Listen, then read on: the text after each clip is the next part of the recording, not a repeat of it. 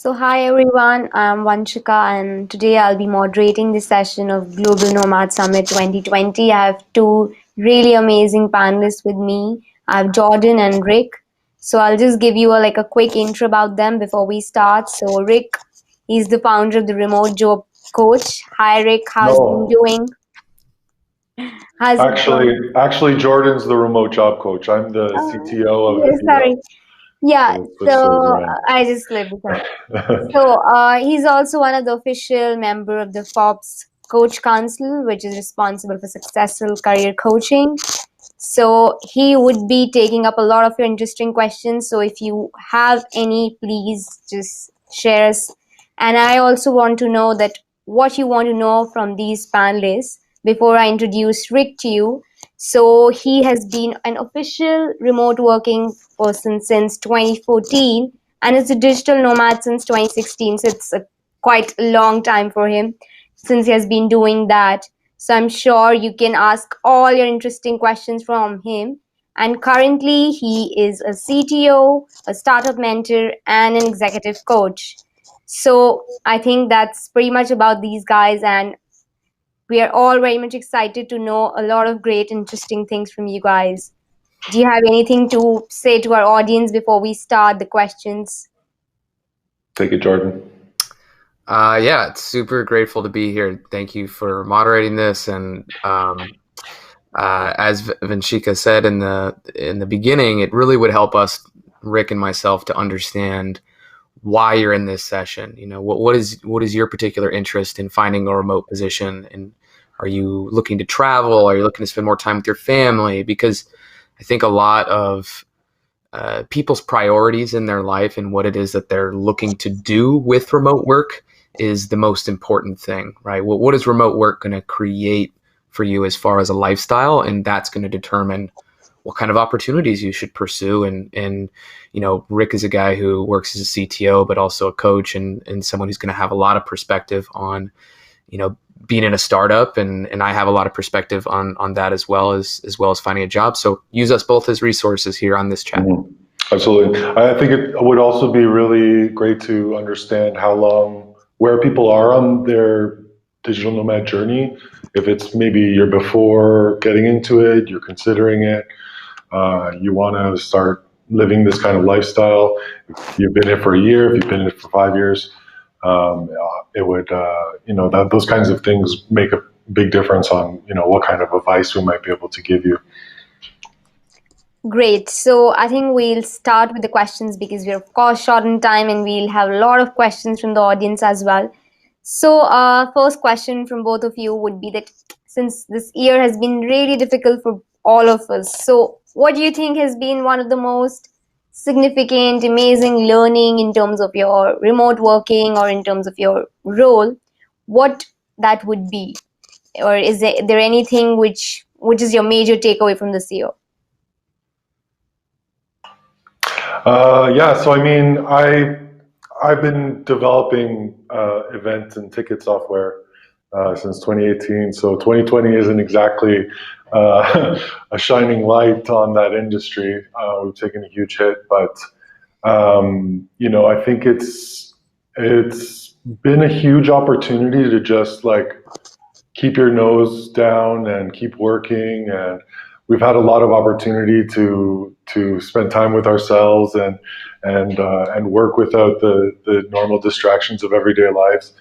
And so, I mean, I think that's one of my takeaways is it's allowed me to hone in on my my method of work and really focus on delivering despite the shortcomings. I mean, everybody has to deal with this in their own way, but what we've been given is a lot of time to develop a platform for ourselves so that we can hopefully come out in 2021 with the ammunition we need to achieve our goals and to Right. take that next step into whatever path you're.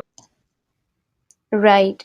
What about you, Jordan? What do you feel about this? How's it been going with you? And if you have created something or if you have learned something really amazing this year, which you'd like to tell to the audience? I hope everybody's learned something from 2020. It's that things that seem to be potential problems, issues, can also be opportunities. I think we've seen a lot of industries actually come up out of nowhere, remote work being one of them, where we see the acceleration of what people expected remote work to be in 10 years in just one. So this is a huge opportunity for a lot of people to find skills that they can monetize online. I think that's why we're here talking about this today, is that's what 2020's taught us, is that the people that were most adaptable to being able to move their work online have had the least change in their lives. God forbid anything not to do with health, right? So obviously a lot of us have had relatives or friends or people that we know that have had health struggles, but within work, my life didn't change a lot. It actually, my business saw a huge spike in growth because more people were looking for remote work. So Right. I was positioned in a place where the things that I invested in as far as my skills and in my business were ready to adapt to this. So if there's anything that I took out of 2020 was, be adaptable, understand that things can be opportunities. Even if they seem negative, you can reframe your mindset and see the positive, because the other choice is to see things negatively, and that's not going to help you move forward. Right. So it is a big opportunity for a lot of people to invest in their skills online. I'm sure. I think that's like the biggest learning which we should all have from 2020. And I believe like with the onset of COVID 2019 and this whole year has gone by, like what do you guys think about the trends which would be emerging for remote working in 2021, in 2022? What do you guys think about the whole setup?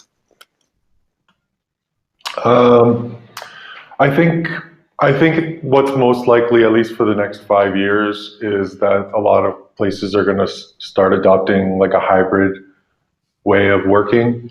So, I mean, there's lots of people who maybe you have kids, you got a very distracting household, you can't work at home all the time.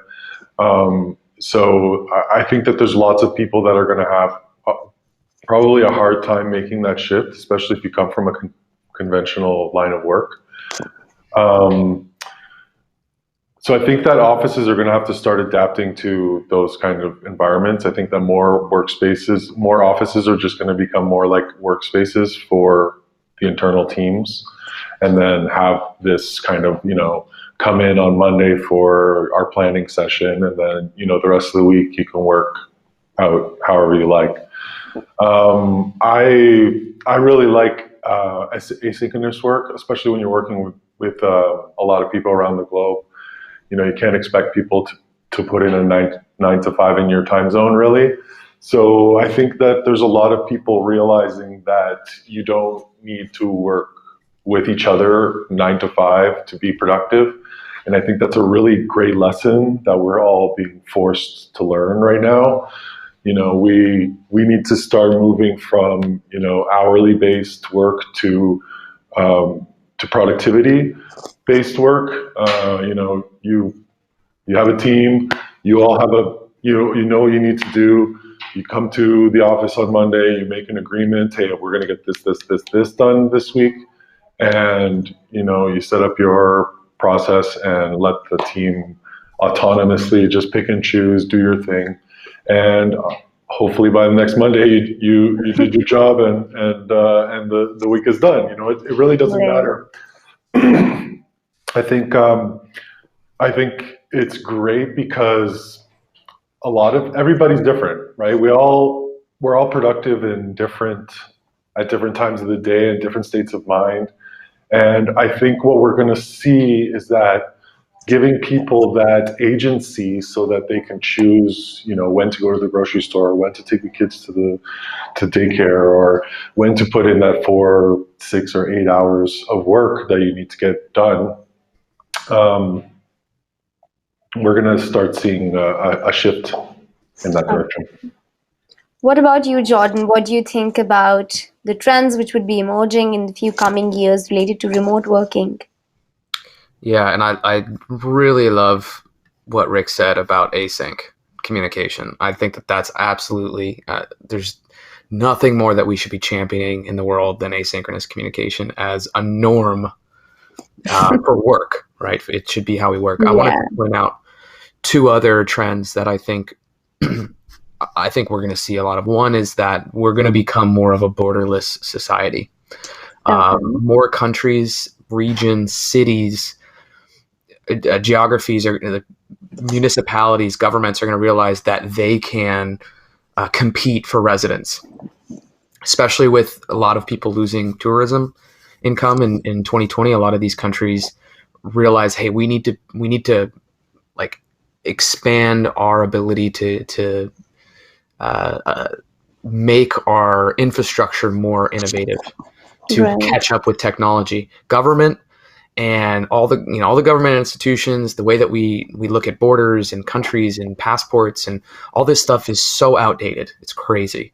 And I think there's going to be some disruptors in that industry that are going to use tech and are going to use the ability to work distributed among other people, and are going to use relations with these governmental agencies to try to move forward our ability to travel amongst different countries and amongst different cities and states without as much oversight.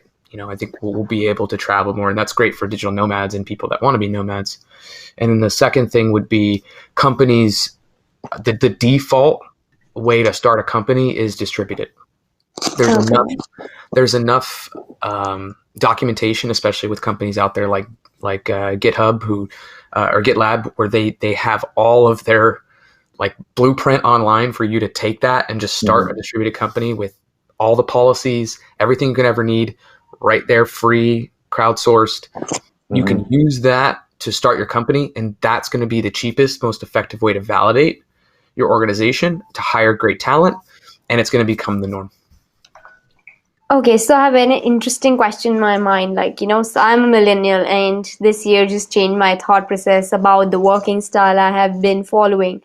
So what do you think are the kind of skills or aptitudes which I need to inculcate in myself to become like a remote worker in future? What are the extra add-ons which I need to get to become or to be called like a remote worker if I plan to set this up? I think what's probably the easiest first step is to just start identifying which tools people use to collaborate with each other. If you've never used Slack, if you've never used Trello, there's a whole gamut of things that different companies pick and choose based on what they're looking for and how many people they need to work with, et cetera, et cetera. And for you to jump on board with a team, those kinds of things are an asset, right? So just like maybe 10 years ago, it was important for you to have Microsoft Excel and Word on your resume. In 2020, I think people are expecting to see those tools in your tool set, because it's a stepping stone to onboarding. And if I'm hiring and I put you two people side to side and they come the same, and this person knows all my tools and this person doesn't, then I might favor the person who spend more than 5 minutes in Slack, simply because it starting to work with new people and also learning the tools that they are using, and then also learning the job is a lot to take on when you could be two out of three instead of 3 out of 3, right? So they're all really accessible, and if you're looking to take a quick step forward, I think just go download it, create an account, check it out, see what it does. Yes, Jordan. So what do you think? Other than the tools Rick has mentioned, are there any special skills, aptitudes which I need to put on my CV to please the remote workers and everything? What are your thoughts about it? One thing I want to take directly from Rick's point and commend his insight here is that you just have to do it, right? Putting things on your CV and taking a Udemy course on Slack, that's not competitive enough in today's environment. So you have to get hands-on experience and actually go play with the tools and actually do it within a working environment. Now that's hard because it's like a chicken and the egg situation. Well, I need experience to get a job, and I need a job to get experience, right? Yeah, that's the kind of So situation I have. So how would I like deal with it? Like, I mean, why would somebody hire me if I haven't done remote working previously? So how do I get started then? yeah, and I actually want to direct some of this advice towards Kate and Mohammed, who've been in the chat. And the reality is, no one owes you a chance. No one Right. owes you anything. One of the things that I see a lot within job seekers, and I'm not saying anybody in this chat or anything, but a lot of people feel entitled these days that just because they lost their job or just because they need a job that they should have one. The reality is there's a market, and the market has a certain demand, and the market has a certain supply. You have to be of the top percentages of supply, or you have to have relationships with people who can meet the demand, who have an ability to supply you with a position. So that's on you. It's not on anybody else. No one's going to come save you. So what I recommend for people who don't necessarily have that experience is to actually do free work, is to volunteer for a company. And let me just preface this by saying, just you going to a company and saying you'll work for free does not guarantee that they're going to let you. And it also doesn't necessarily help them because it can create more work for them. So what I recommend you do, especially in Kate, in your circumstance, or maybe in Mohammed's circumstance, Kate works in design, Mohammed works in research. I would first find the type of company, if there's one in your network where you already know somebody working at that company or the founder or you have some tie, find a specific project or find a specific way that you can contribute with your research or with your design and do what we call a value asset project or a value validation project. I have a video that I'll put in the comments here where I interviewed a guy named Austin Belsack who talks about that.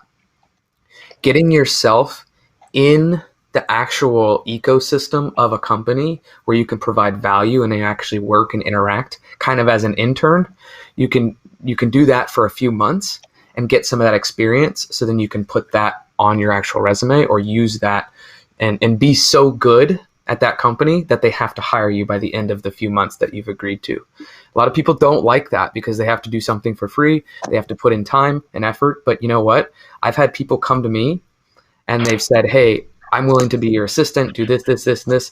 I want to learn. I want to get hands-on experience. And just because they came to me, I've been like, and they came with that kind of attitude and I said, yes, I can't imagine my business running without them now.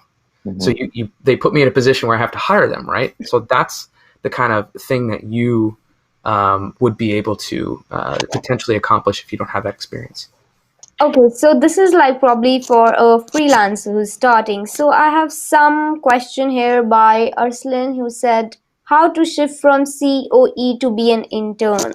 So how would we tackle this kind of situation? COE? Yeah, I don't know. He's written, how do we shift from COE to be an intern? So we have that question, and do they mean CEO? I guess so, but yeah, CEO. That's what. Well, I mean, that's not a typical path. Usually when you're a CEO, then you're looking for interns and not aiming to become one. Yeah. But, I mean, if you're at a chief level, you have a lot more value to deliver on than taking up an intern role. I mean, unless you just bought a website and called yourself the boss. In which case, then yeah, I mean, if you want to become a CEO and you don't have the experience yet, you should go and become a CEO's assistant for 3 months, maybe, for example. I think I'll switch his question and put it in a way that probably like if I've gained some experience and now I want to like scale up and take up like leadership roles as a remote worker. So how would I do that then? Well, I don't think that's an intern per se. I think you're looking more of like a mentor-mentee relationship or a coaching kind of relationship.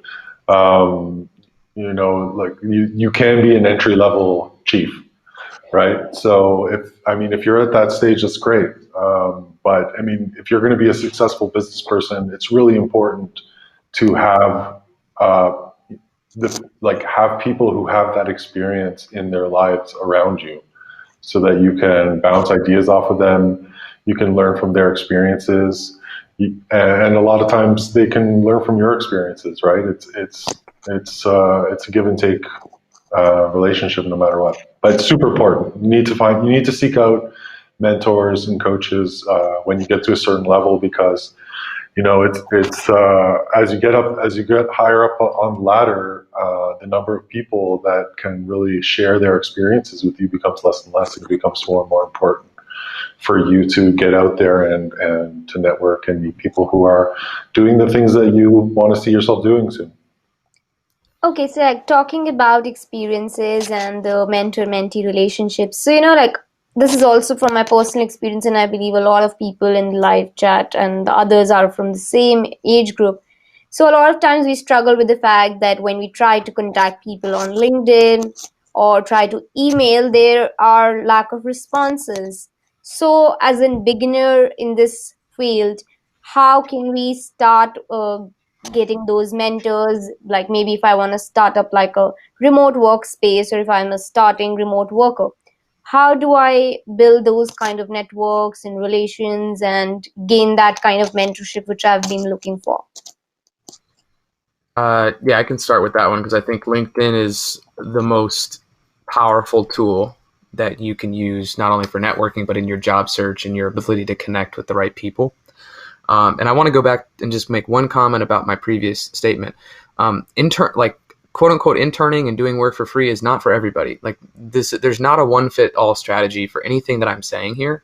What I'm saying is that when you lack experience and you truly don't have the experience that fits a job role and they're asking for a certain level and you just don't have it, you have to find a way to get it.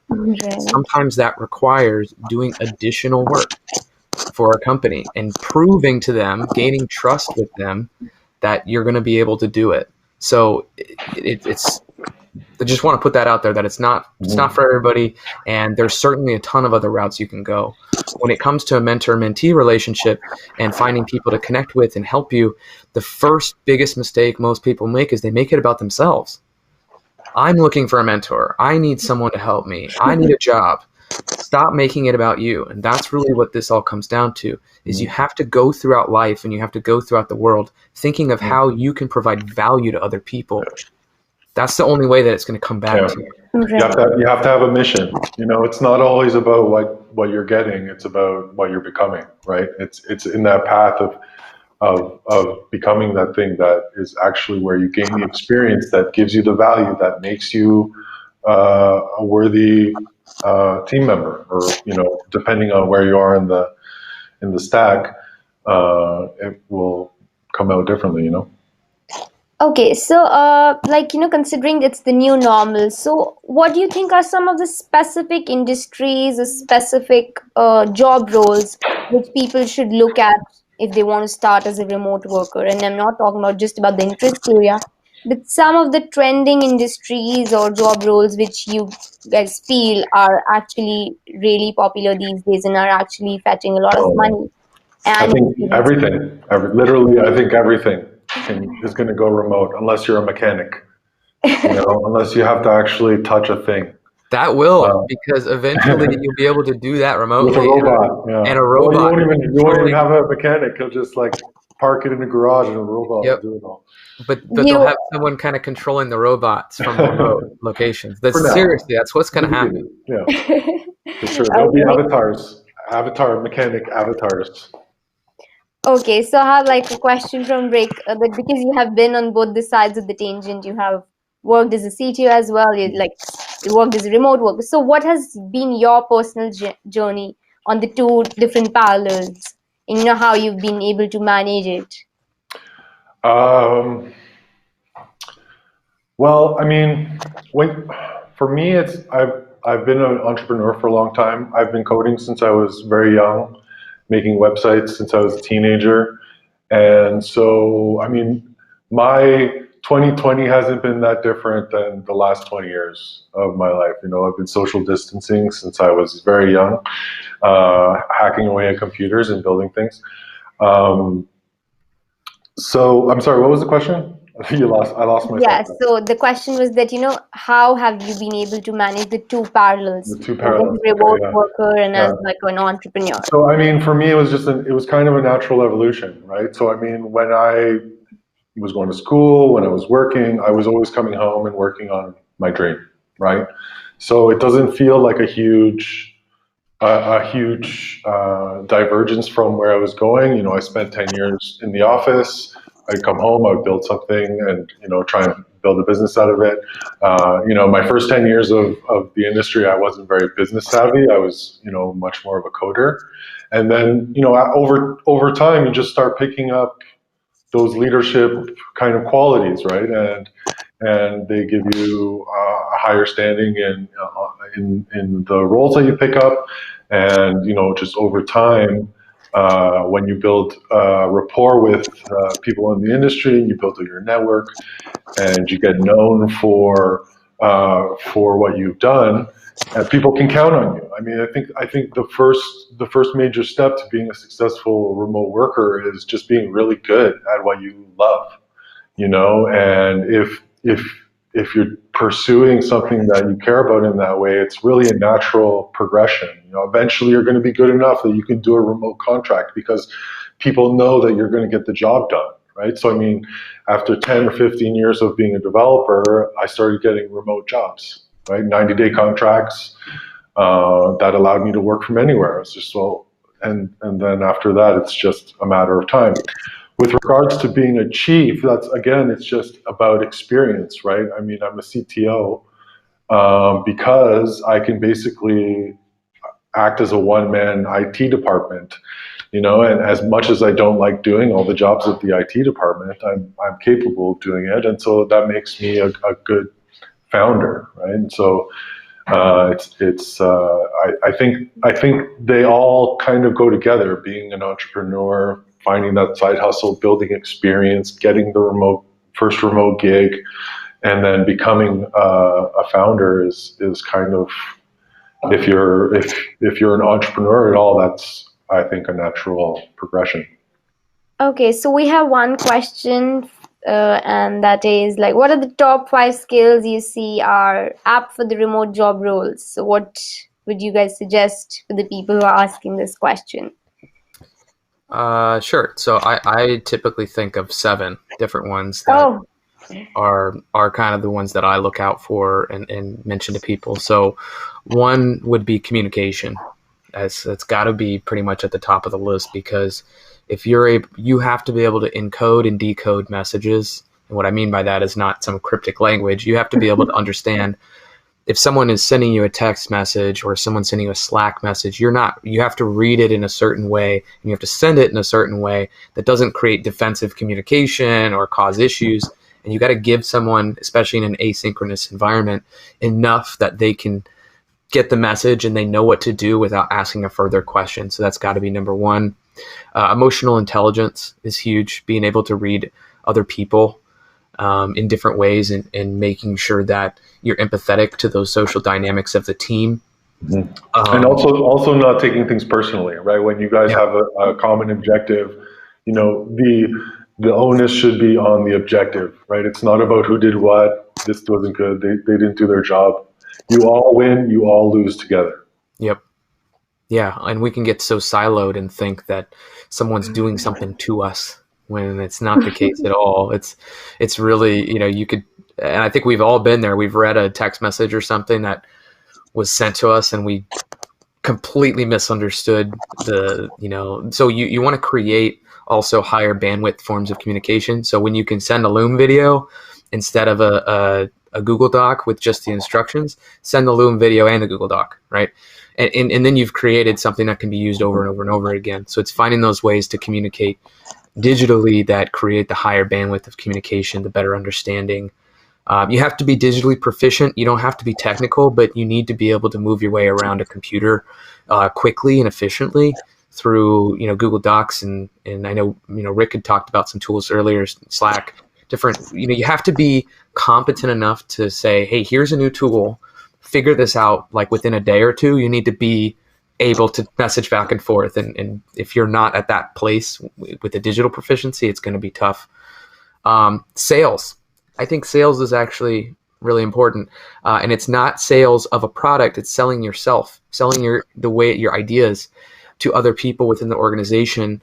So if you're in a situation where you're an internally facing role, you have to be able to sell your ideas, and you have to be able to sell yourself as an employee, as an important member of the team. Because if there's ever a situation where you're not, there's an issue with funding or something, and they're going to start cutting people, you have to be able to sell yourself as why you should stay, and the team needs to be able to know like what it is that you've been contributing. Self-motivation is huge. Not needing someone on your shoulder telling you, hey, you need to work. Yeah. And autonomy goes right along with that, right? Being proactive in decision making, not needing your hand held for everything is so important. And then you need to have some sort of hard skill. So a lot of those that I mentioned were all soft skills, but you also need to have some sort of hard skill, which would be, programming or marketing or something that you have a technical ability to contribute to the team. And I don't know if Rick has any more, but those would be my top ones. Yeah, I mean, I think it's important to pick a hard skill that is something that you can wake up in the morning and easily motivate yourself to do as well, right? I think that's the biggest blocker that people put up for themselves is they just go for a job that they think will make them good money. And they're risking so much in their lives to pursue something that they don't love, because you can take that same amount of risk and you can put it into something that you love. And it's night and day between the two circumstances, right? Like I open my eyes at 5 and 6 in the morning and I have zero problems getting up, if my mind's racing and starting to work. And some people would look at that as like a workaholic kind of thing, but the reality is that it's my nature to build stuff, right? I like coding. I've been doing it since I was a kid. I still have a lot of like little things that I tell myself that reminds me that I'm like a kid playing with Legos or whatever, And the difference is that I build the blocks and design the sets now. But in a lot of ways, it's that same nature that comes out of me. And so, it's not very far from, that little kid who got up on 6 o'clock in the morning and started watching cartoons and eating cereal and playing with some toys, right? So when you pursue and build a system based on something that you can tap into on that level, you're able to make the commitments that you need to make to become a successful digital nomad or entrepreneur or et cetera, et cetera. Great. I think these skills are really required, and since to be successful in the new normal, which you all are going through. And I have some question here. Like Miriam wants to ask, she's from Spain and she's looking mostly through LinkedIn and recruiters who would allow her to work remotely. But unfortunately, there's no success she's getting. So what probably she can do now? Yeah. One of the tough parts is I don't know her entire situation.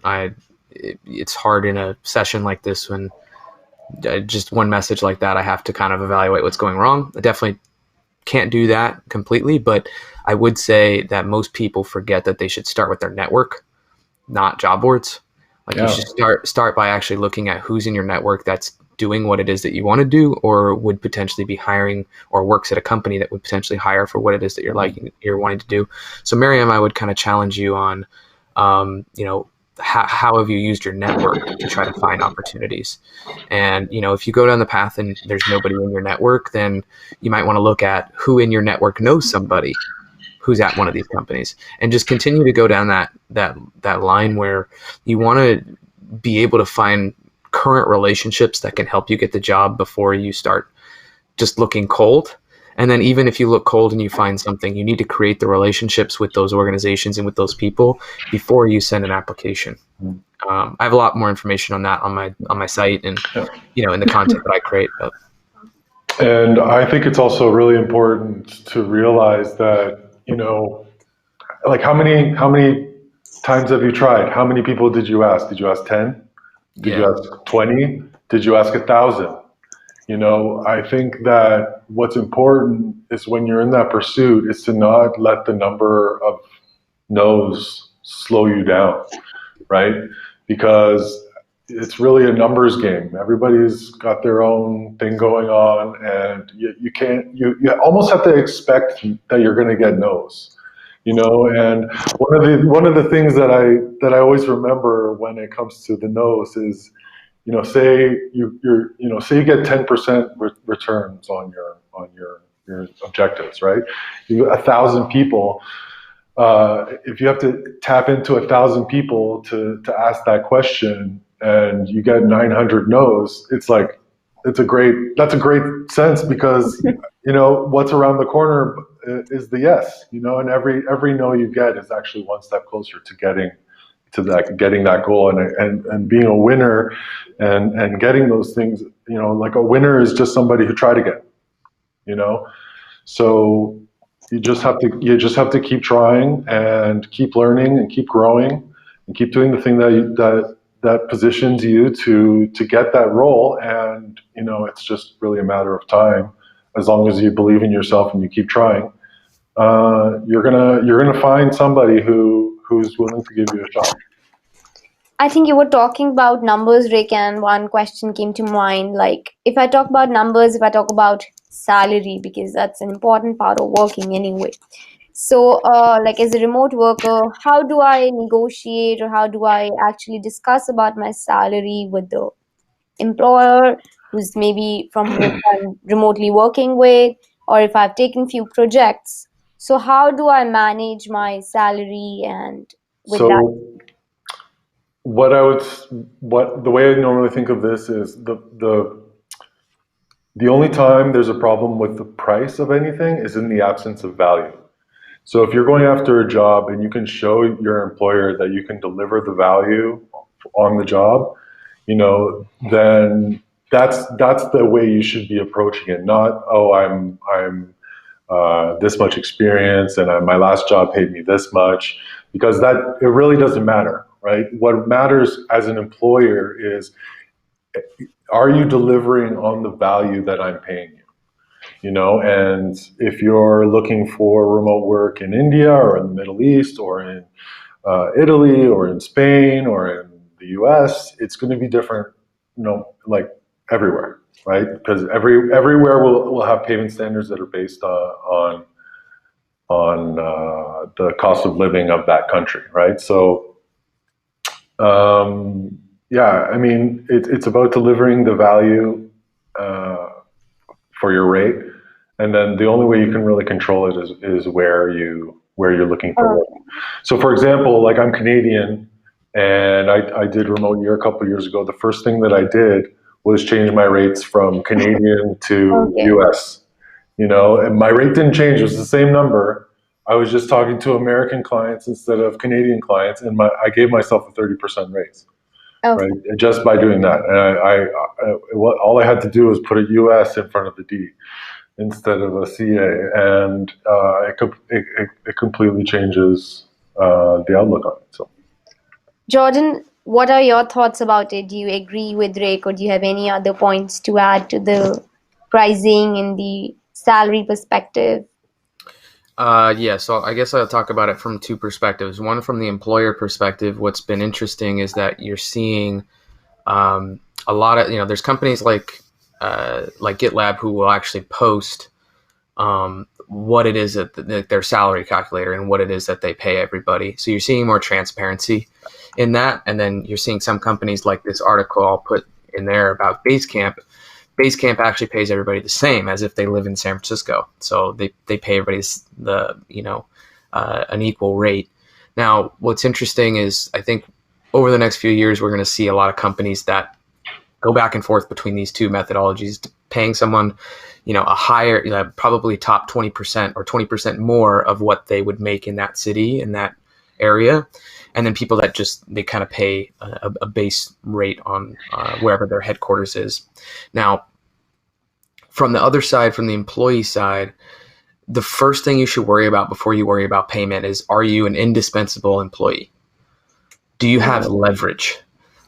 Getting paid more, negotiating your salary is all about leverage. If you don't have leverage, you will get paid less and you won't have an ability to negotiate. That's just what it is. So the very first thing that you need to do is become a ridiculously good employee. You need to be really good at what you do. And you need to invest in your skills, and you need to track your metrics. People always, I talk to people who come into the job search and they're like, oh, well, like the company I was working for didn't give me like the metrics and the things, and that's why I can't fill out my resume with metrics. It's like, it's your responsibility. It's your responsibility to track your own metrics. Most companies will not do that for you. So you either need to go to your manager or go to someone and talk about what the expectations are for you from an output base. Keep track of those things. And that becomes your leverage when you go to the next situation and want to actually negotiate. But you need those numbers, and you need the leverage of actually being a good employee to ever even be able to do that. And that kind of goes along with the problem with price is absence of value, right? If you have that value, that's your leverage, right? Yep. You make yourself indispensable, make yourself a valuable asset to the team, show them that you can do the job better than the next guy, and obviously they're going to throw it at you. Cool. I think we are very short on time, but we have 1-2 questions which we can take. So Kumar is asking how to become a remote consultant and how to start with the journey. So sure. So I think if you're looking to go that route, I think what's really important for people to do is to set up a framework for themselves. I think it's really great when people there's 3 brands basically that an entrepreneur has to build. They have to build their personal brand, they have to build a company brand, and they have to build a product brand, right? And so if you start developing those today, and and you're consistent with it, and you continue to develop it while you do what you got to do to make money, you like maybe have a day job and then 4 to 6 or 8 hours a couple of days a week into setting up this boilerplate for you to stand on.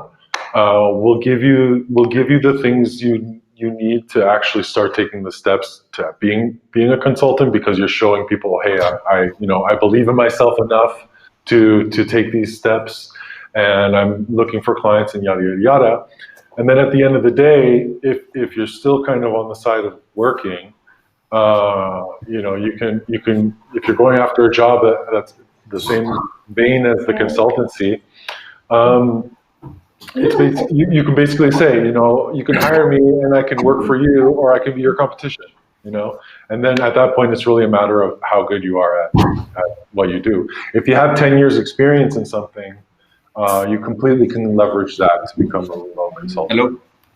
I think, Kumar, your question has been answered. So I'll wait I hope for that helps. questions if देखो there are current any. And हो रहा है session 2 minute की बात है बाहर आके बात कर लो उसमें तो क्या Amit, Guys, if you have any more तो questions, पूछ you रहा है can अरे नहीं drop your आपको बुला रहा है questions. आओ अब तो आना पड़ेगा आओ Amit, we can hear you in the chat. Yeah, here actually I just called Amit. I told him the same, that you have to get on a call. You have to get on a call over here. He says he's cooking something at his home, so there could be a lot of background noise. But I think let's see. Okay. So, do we have any more questions? Let's just wait for few Well, more minutes. I wanted to add something to Kumar's here, is that just get someone to pay you. Like, to start as a consultant, just find someone who will pay you. It doesn't have to be a lot, but figure out what your skill is. The biggest thing people are afraid of most of the time is just asking someone for money. Yeah. Just like find someone with a need that's in your network already. Say, hey, I can do this for you. It's going to cost this much. Mm-hmm. Ask 10 people in 1 week. Try to get as many no's as you can. There's a lot of power in asking, and it costs nothing, and there's no harm done when you get a no or a yes.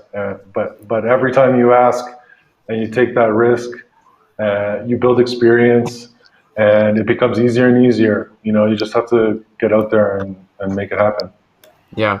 A lot of people try to do a custom quote, custom this, custom that. Just create a package. Create something that's easy to understand. The hardest thing you can do is every single client you have to customize your quote. Just figure out what you're good at, package it into something that you can price all at one package. Just say, hey, it costs this much. These are the things. Ask 10 people in 1 week, see what happens. That's how you start. I think that's a great way, and I think a lot of people agree with this as well, because I can see the excitement in the chat. So I think we all can join this speed networking sessions and have one-on-one conversations. Yeah, we have Amit over here. Amit, can you? Yes, yeah, I think finally.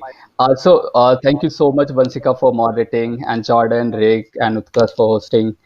And my question is, as Rick been a part of remote here as a citizen, and Jordan been a part of their a consultant team for the remote here. So how was your experience working with or working as a citizen for the remote year? If you can just give a short idea about that, because remote year, like a well-known, famous, a cohort kind of program that they are running previously. Right now, this is acquired by Selena.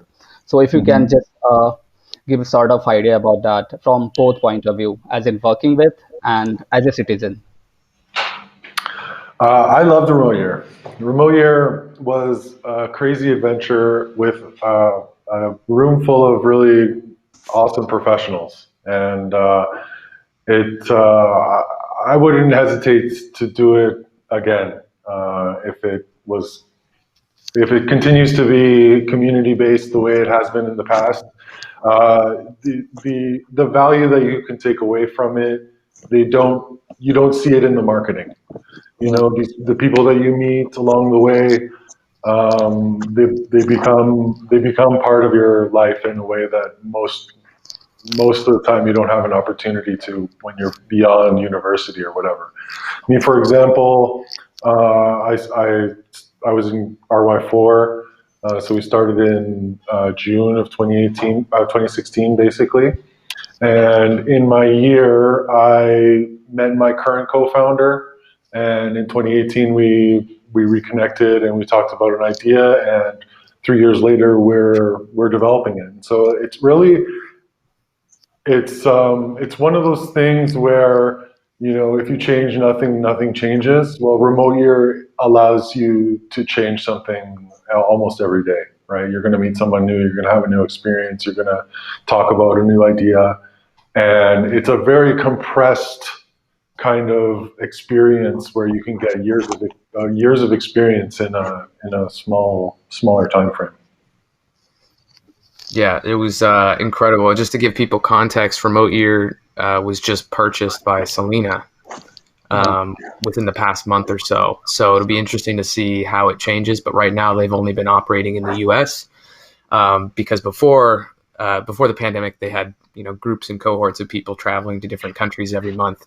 I did the program back in 2018 to get a job at Remote Year. That's why I did it, because I knew that if I were to do the program, I would start to meet all the employees and I'd actually have a chance of working for them. Mm-hmm. And it came true for me. So I went on the program, then I ended up working for them for a year and 3 months. And it was just an incredible experience. Similar to Rick, I'm in Miami right now. One of the only people I know in Miami is a guy that was on my program. And we're planning on getting together today. We have coaches all over the world. It's crazy. In Playa del Carmen, half of my network is Remote Year people. So like it becomes that thing. It's a kind of family. It's a very tight knit community. If you've been on Remote Year, you have a common ground immediately. You'll never make a friend faster than finding out that somebody has gone through that experience, because it's so abnormal. Taking a year out of your life to travel with a gamut of people who all have different experiences and different trades. It's really something extremely unique. I think it's been a great session because everybody is pouring their messages and love in the comment section, and I hope you all enjoyed and had a lovely session. If there's anything you want to add before we wrap up this session, you can. The stage is open for you guys. Go ahead, Jordan. Yeah, wherever you're at in your journey, just take the next small step. I think we get so we get so focused on the outcome of needing to have this big business that's, I have to figure out how I create a business that can actually scale. And I need to figure out how to get that perfect remote job that's going to allow me to travel the world. No, like that's not the next step. The next step is literally one small thing you can control today. So figure out what that very, very small thing is that you can do that will get you some momentum and make it happen. And feel free to connect with me on LinkedIn. Send me a message as well that, you saw this and Oh, there he goes. Oh, he's back. He's back. love to connect with anybody. You're back. And I'll add to that a little bit. I think my minimum viable goals is to just be 1% better every day. If you can be having the worst day in the world, but if you just add one feature or make one email or one blog, you're creating, you're progressing, you're moving forward. And it can be the best of days, it can be the worst of days, but after a year, if you've committed to that 1%, you'll be over 3,000% ahead. Whereas if you only lose 1% a day, you only lose 3% over the year. So I mean, it doesn't matter how well you can commit yourself to that. It's just do something today. Create a post, write an article, add a feature, whatever it is. In the long run, it pays out in dividends. I think it surely starts with one single step, and I'm sure our audience would take that single step and reach out to you guys in case of help. And we are very happy to have Global Nomad Summit, and we'll again take the step to have it again next year. So we can again meet in the chat session or in the other session of the speed networking session for more get together. Right. So thank you guys for putting this together. It was really Appreciate good. it. Enjoy. Thank you. Ciao.